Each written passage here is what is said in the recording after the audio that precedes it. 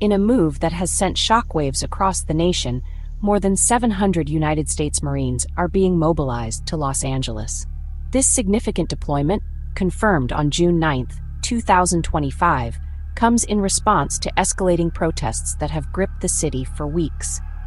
The specific unit being sent is the 2nd Battalion, 7th Marines, from the renowned Marine Corps Air Ground Combat Center in California. Their arrival marks a serious escalation in the federal government's response to the civil unrest, bringing a level of military presence to the streets of an American city that has not been witnessed in decades.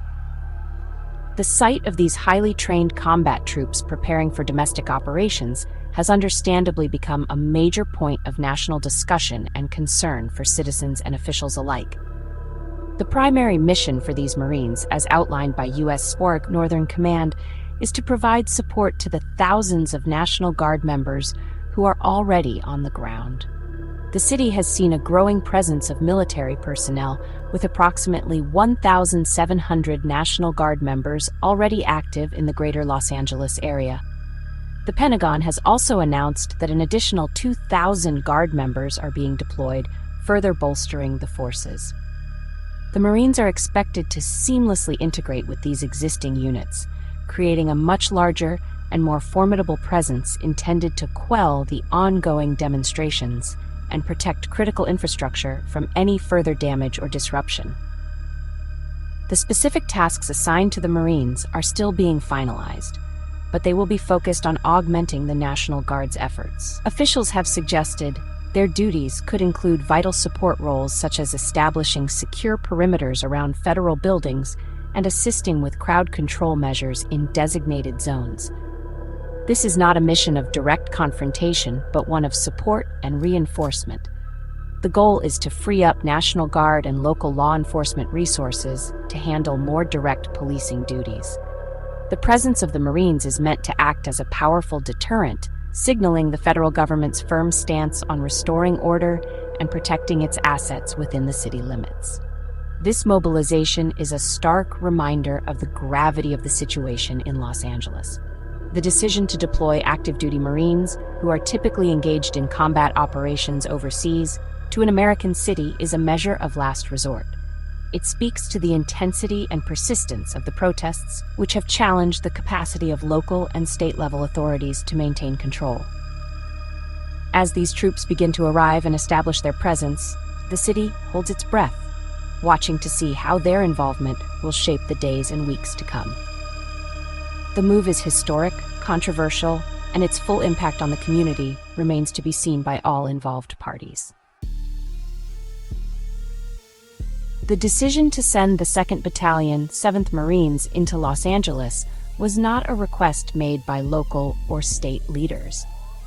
Instead, the order came directly from the highest level of the federal government. President Donald Trump made the executive decision to mobilize the active duty troops, a move that bypassed the traditional channels of communication and consent with state authorities.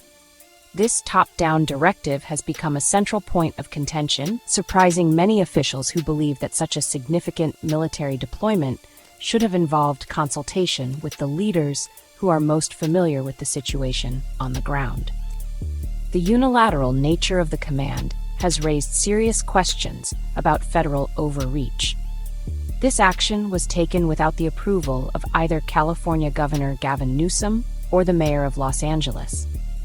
Both leaders have been vocal in their opposition to the deployment, arguing that they did not request this level of federal intervention. Governor Newsom, in a pointed public statement, described the mobilization as unwarranted, uncalled for, and unprecedented. He has maintained that the state's own resources, including the sizable National Guard contingent already activated, are sufficient to handle the ongoing protests. The lack of coordination has created a palpable sense of tension between the state and federal governments, complicating an already delicate and volatile situation for everyone. The rationale provided by the White House and the Pentagon centers on the need to protect federal personnel and property within the city of Los Angeles. As the protests have continued, there have been concerns about the security of federal courthouses, office buildings, and other government facilities. From the federal perspective, the deployment of Marines is a necessary step to ensure these assets are protected and that federal operations can continue without interruption.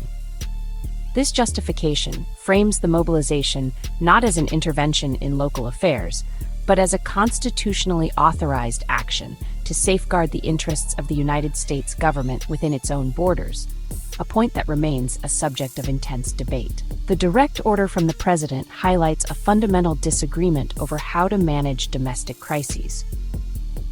While the federal government views the situation as a threat to national security and federal interests, state leaders see it as a local matter that should be managed with community-centric solutions.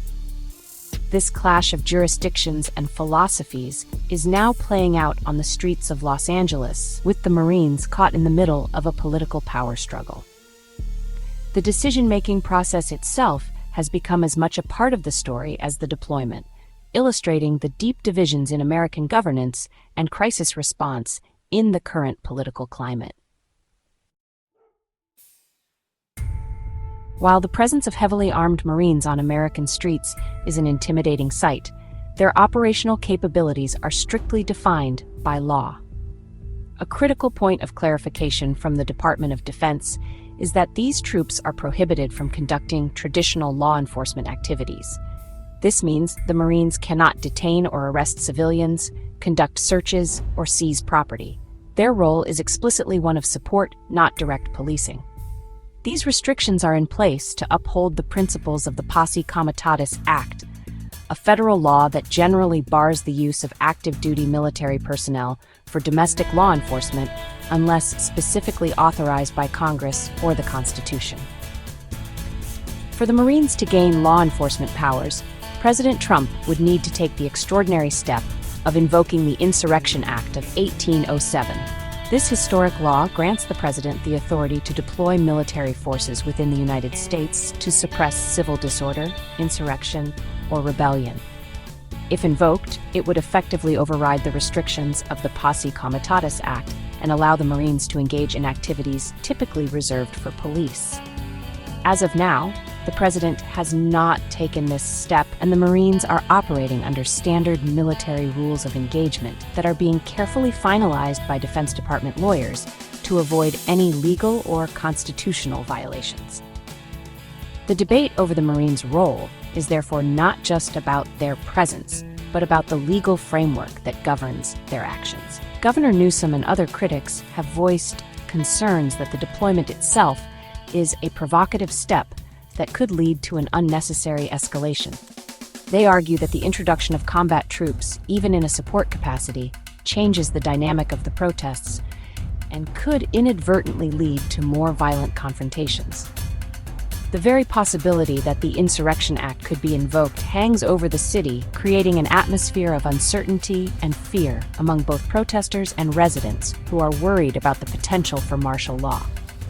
In light of these legal guardrails, the immediate tasks for the Marines will likely be static and defensive in nature. Their primary function will be to secure fixed locations, creating a visible and formidable barrier around federal properties. This show of force is intended to deter potential unrest without requiring direct interaction with the civilian population. However, the line between support and enforcement can become blurred in chaotic situations.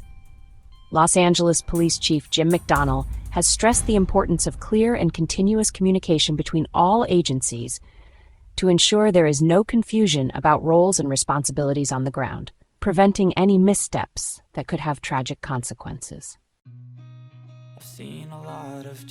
For many longtime residents of Los Angeles, the current situation brings back difficult memories of the 1992 riots. That historic event, sparked by the acquittal of police officers in the beating of Rodney King, saw widespread violence and destruction across the city.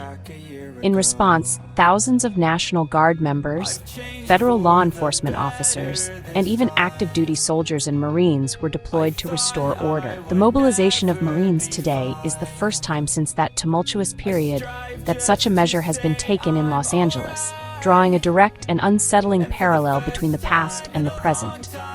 This historical context adds another layer of anxiety and significance to the deployment. While there are similarities, key differences exist between 1992 and 2025. The current deployment was ordered preemptively by the federal government without a request from the state, a point of major political friction. In 1992, the request for federal assistance came from state officials who felt overwhelmed by the scale of the crisis. Today, state leaders insist they have the situation under control, making the federal intervention feel like an imposition rather than a partnership. This distinction has fueled criticism from local leaders who believe the move is more about political posturing than genuine public safety needs, and that it undermines their authority and efforts. In the face of this complex, multi-agency response, local leaders are making a strong plea for better teamwork and communication. Los Angeles Police Chief Jim McDonnell has publicly called for open and continuous lines of communication among the LAPD, the National Guard, and now the Marines. The fear is that without a clear, unified command structure, the presence of so many different armed groups could lead to confusion, conflicting orders, and accidental escalations. Ensuring that every officer, soldier, and Marine on the ground understands their precise role and the roles of others is paramount to preventing a tense situation from spiraling into tragedy. Ultimately, the successful navigation of this crisis will depend on cooperation. The arrival of the Marines has raised the stakes for everyone involved. For the city to move forward peacefully, federal, state, and local authorities must find a way to work together despite their political disagreements. The lessons of 1992 taught Los Angeles that a lack of coordination can be disastrous. As the city once again grapples with deep-seated social tensions and a heavy military presence, the hope is that these lessons will be remembered and that a path toward de-escalation and dialogue can be found before history repeats itself in the worst possible way.